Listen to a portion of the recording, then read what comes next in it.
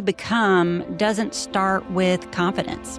It starts with a moment where something you believed no longer feels true. And what we tend to do, especially as women, we push past that moment. We stay busy, we keep performing, we don't stop long enough to actually listen. But that moment, that's where everything begins.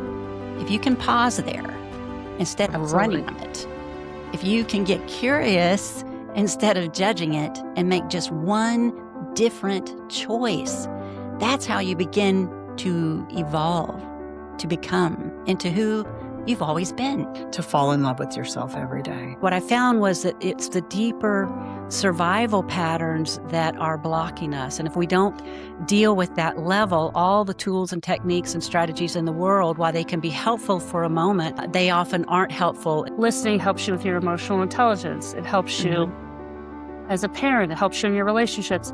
It helps you drive sales. There's so many things it touches because it's, to me, the oxygen in the relationship, whether that's a business or a personal relationship. And so you want to make sure there's plenty of that supply to keep the organism healthy.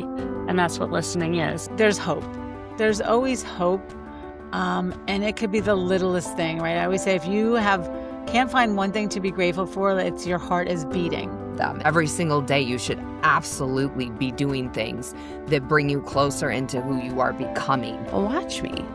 Watch me take that small step every day. But to me, it was beautiful. I realized that was the way that I could express my grief and my questions.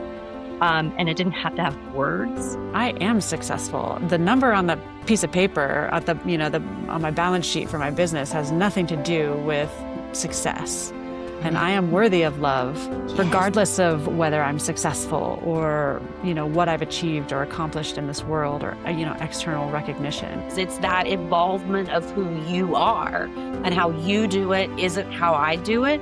And neither one is wrong and neither one is right. It's we came from different spaces. And that's what becoming is. There isn't a right or wrong. There isn't a my way and your way. The only way you see things isn't the only way it is. And that's why I keep kind of going back to, there's always more than one story. What if it wasn't that? What if the thing you fear the most is actually the thing that's going to propel you to a place you want to go? From maybe the age of even young, like 8 until like early 40s, I just was always negatively wired. I could never get my self-talk to change, to move. And then I realized it was because I was focused on myself. The minute I went to help another person solve their problem, I checked out of my head, the thoughts went away, and I had peace. I was like, oh, this is great. And the silence came, and my mind quieted down.